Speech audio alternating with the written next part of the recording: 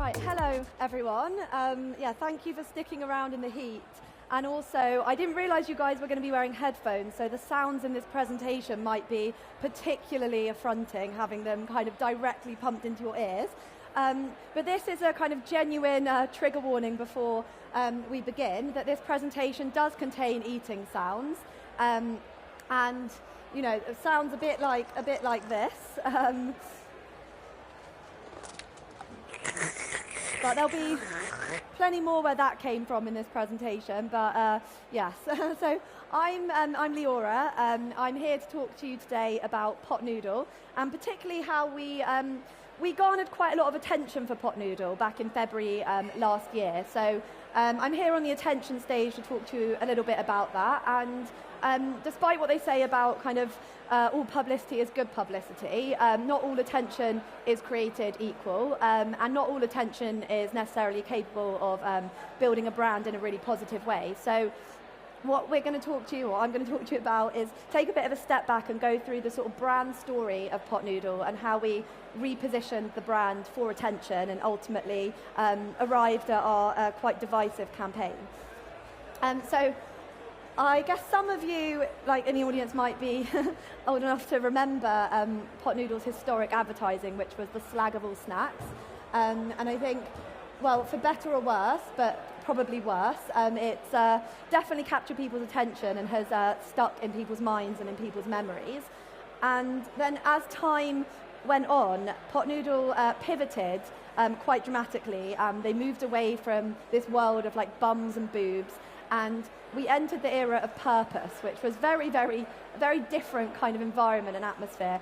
And it was a time when kind of in the marketing world, pretty much every brand felt this pressure to define a brand purpose, and that included pot noodle, which was pretty tricky, not going to lie, like it was quite hard to take pot noodle into the world of purpose and define that brand purpose. And it was something that Mark Ritson himself observed, and he wrote in his Marketing Week column, "Please confirm there's not some poor lost marketing soul currently working on the PowerPoint deck featuring a new brand purpose for pot noodle." And there was indeed, like that person was me, and I felt incredibly seen having read that at the time. But we did our best, and this is where we ended up for pot noodle. We rooted it in the kind of brand truth that it's very quick and it's very easy, so it means that you can cook less and you can live more, and that means you also have more time to kind of pursue your dreams and reach your career goals and your career ambitions. And then pot noodle even kind of took it as far as to start running an internship scheme and hosting career fairs. And in doing this, pot noodle had kind of positioned itself at the very top of the benefit ladder of Maslow's hierarchy of needs, or noodles. Self-actualization, which is all about achieving one's full potential and achieving your career dreams. And this was all happening at a time where the noodle market was getting tougher. There were, pot noodle used to be the kind of original noodle, and then all these new entrants came onto the market and were challenging pot noodle's position. And it's quite actually hard to spot in this, but pot noodle is in this image. It's right there in the corner, and that is pot noodle's Asian street style range that they released. But I think we can all agree that pot noodle is definitely not authentically Asian, and they were definitely aware of that, having sort of greyed out their logo in a bit of a embarrassed way. And at this point, really, pot noodle was a little bit lost as a brand and as a business. You know, in terms of what it stood for, it was masquerading as a careers coach, and in terms of its product, it was trying to kind of play competitors at their own game.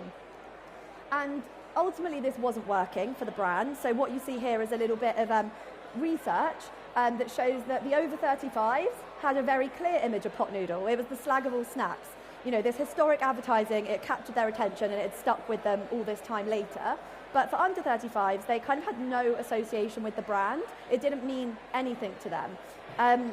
So it was time for us to get real.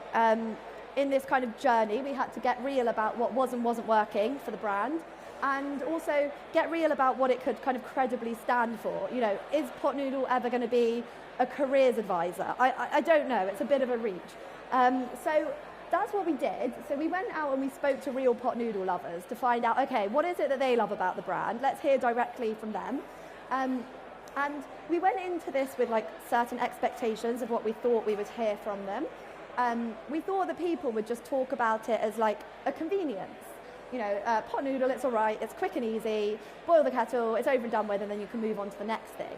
Because ultimately that's the way that we'd always been thinking of the brand. But what we actually heard was this like genuine like outpouring of passion and emotion, and people got so like enthused in the way they were describing like every element and like ritual of the eating experience. You know, there's this quote here, it's a bit of a religion, you peel back the foil, you leave it, you wait like an expectant father for the first 2 minutes to pass to stir it, but I never leave it long enough. And you know, people talked about the anticipation and then that kind of, you know, drinking the juicy dregs from the bottom when it all got thick and gloopy. And there was just so much energy and passion for like describing this sort of eating experience of pot noodle. You know, one person talked about how we should kind of put it in a time capsule because everyone does the same kind of quirks as they eat it. And so this was our aha moment when it came to the brand, which was that pot noodle isn't a means to an end. Like, we've been totally underselling it by positioning it as just something you get over and done with so that you can achieve your career ambitions.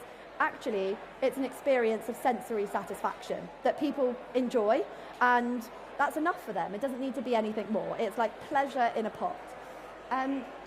So, with this realization, we, you know, did the responsible thing and we descended the benefit ladder and we repositioned the brand on physiological. You know, that's the bottom of the benefit ladder, but there's nothing wrong with that. It's the primal urge to satisfy your stomach, and you know, it's what pot noodle's for at the end of the day. And this directly led us to our new brand platform for pot noodle. Nothing satisfies like pot noodle. And I mean, we loved this because it wasn't claiming to save the world or anything, but it was just simple and it was humble and it was honest, and it felt right for pot noodle. So that's where we'd taken the brand kind of strategically by kind of getting under the skin of, you know, what real people thought about the product, and I guess getting out from our own arseholes a bit about what we wanted the brand to be. And then it was time for us to take it into creative development. So we got back like loads and loads of ideas. I think we're like 170 pages of creative ideas. But there was one that like really caught our attention from the beginning. And there's a storyboard here on screen, which was the ad. And if you know the campaign, it won't come as a surprise that it was about slurping. And it told the story of this woman, and every time she was satisfied, she would slurp. So if she put on a comfy pair of slippers, she would slurp. If she got a kind of seat on the train, she would slurp.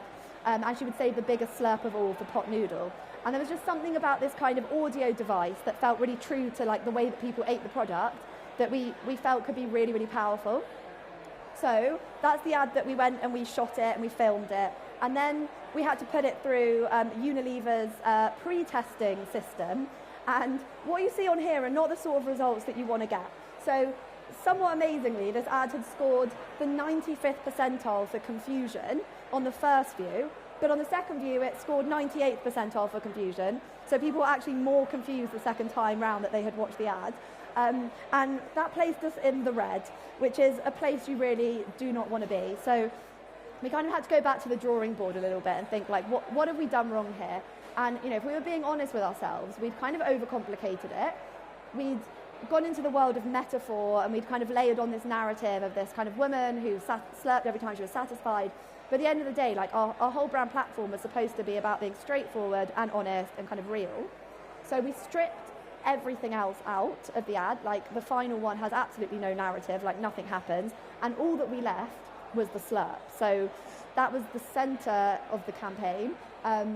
Nothing else happened. We took everything else away, and that's what we left right as the star, this kind of really, really provocative, attention-grabbing sound. And then we tested this, and so, well, this is what that ad then ended up looking like. I'm going to force you to sit through the whole thing this time.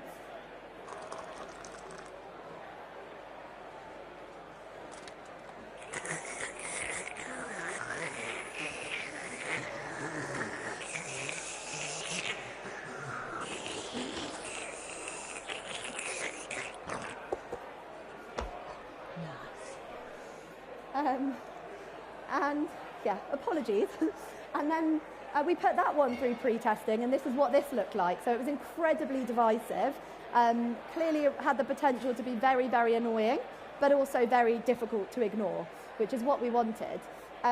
So that's the ad that went out, but just in case anyone missed that, we also slurped in out of home and at bus stops and train stations, and we had this advert that, it was a bus stop that had a sensor, and every time you sat down it would slurp at you through the speakers. I don't know if that's playing. And then that marked the beginning of, I guess, quite a lot of feedback, is a way to kind of put it lightly. So we received this email from Unilever. Would it please be possible to provide some guidance on this complaint for the slurp campaign? You have a bus stop with pot noodle branding at University College Dublin. It has a speaker that plays a slurping noise every minute. Whoever came up with this idea should be sacked. I will literally never buy a pot noodle again. I now have aggressively negative feelings towards the brand, some of the worst marketing of all time, and everyone involved should feel bad about themselves. So that kicked us off, but there was plenty more where that came from. Can't just be me that fucking hates the new pot noodle advert. People really hated it on Reddit, on Mumsnet. And then there was a journalist who was so offended by it that they went as far as to write a column in The Sun saying that nothing discussed like the most stomach churning ad in television history. Our creative director was just pleased to be considered part of television history at that point, but it really did spark headlines. And then a lot of the anger was directed quite directly at us, the kind of pot noodle team, with people calling for us to be fired, calling for us to be thrown in jail. They wanted us to be tried as war criminals in The Hague. It got quite violent. They wanted us to be slapped, beaten specifically with a hammer, stubbed toes. They wanted us to step on Lego, be publicly flogged. Some people just generally wished us the worst life possible. People wished for us to have a quick death, others a slow and painful death. And Lauren Andrews said that she wished that we could never find a parking space, there's always a queue for the loo, and our pillow is always warm. But it all culminated in this email that was sent to the head of Unilever. I think he was quite new to the role, probably didn't even know what a pot noodle was. And someone said, I have been using the mute button up to 4 times per hour, you immoral, and that's a C word that we've blurred out, I won't say it. But yeah, that caused some quite awkward conversations for our clients. There was loads of that, like loads more where that came from. And, you know, I think a lot of brands and clients in this situation would have kind of lost their nerve at this point and maybe have pulled the campaign. But we kind of knew this was going to be divisive. Like, it was pretty clear this was going to stir up a reaction. So we had prepared a response. So we didn't pull the campaign. Instead, we re-released the ad with trigger warnings on, so people could leave the room. And then we apologised for any distress that we had caused. We put out the apology in national press and on social. But we didn't just want to apologise, we wanted to take things a step further and actually make things right. Because pot noodle at the end of the day is meant to be satisfying. So we wanted to leave people feeling satisfied in the end. So how we did that was we used data. We could tell when people were skipping the ad. So we could tell who really, really hated the slurp. And then what we did was retarget them, but we looked at their kind of online behaviours and what their interests were. So we could see what they were kind of into online. And then we created 47 different versions of our ads where we'd swapped out the slurp for different sounds, and then we served them at people based on their interests. So we kind of knew that they would find these sounds much more satisfying. So we've got a few examples. We had this kind of message on there so that people knew we'd swapped it out.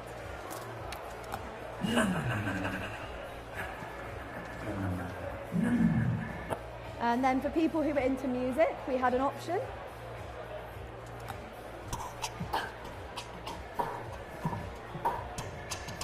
And we had other types of music if people were kind of more into raving.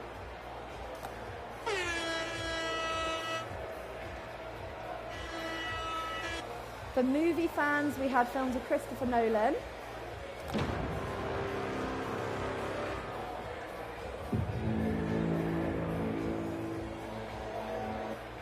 We had cute animal videos.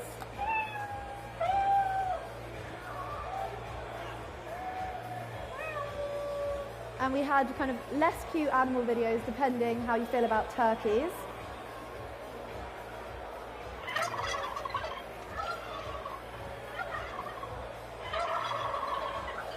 We have football. We had loads of others.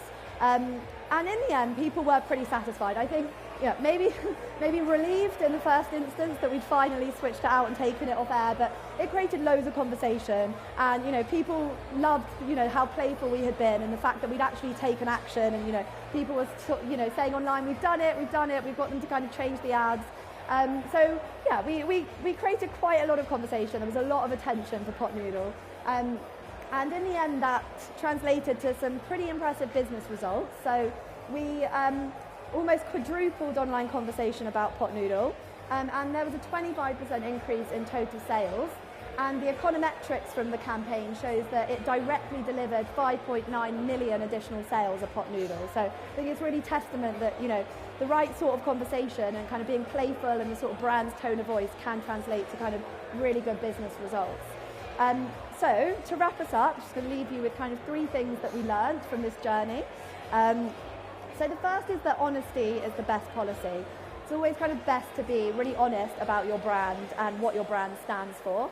I think, Pot Noodle, if we're being honest, is never going to be taken seriously as a career coach. And once we realised that and we just lent into the fact that we delivered satisfaction in a pot, we were able to really, really have fun with the brand and ultimately create the kind of work and campaigns that genuinely caught the attention of our audience. Secondly, strong feelings are your friend. I think it's tempting, in the time of social media where everyone's a critic to actually kind of dull things down. But it's the inverse. In social, you need to create and evoke strong feelings. You need to lean into that, and you need to lean into the divisiveness in order to stand out. And finally, if you ask for attention, be ready to respond.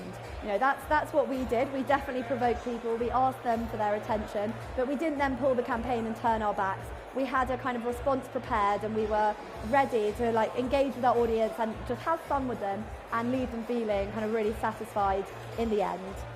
So hope you enjoyed that. Again, apologies for any triggering slurping sounds. Thank you.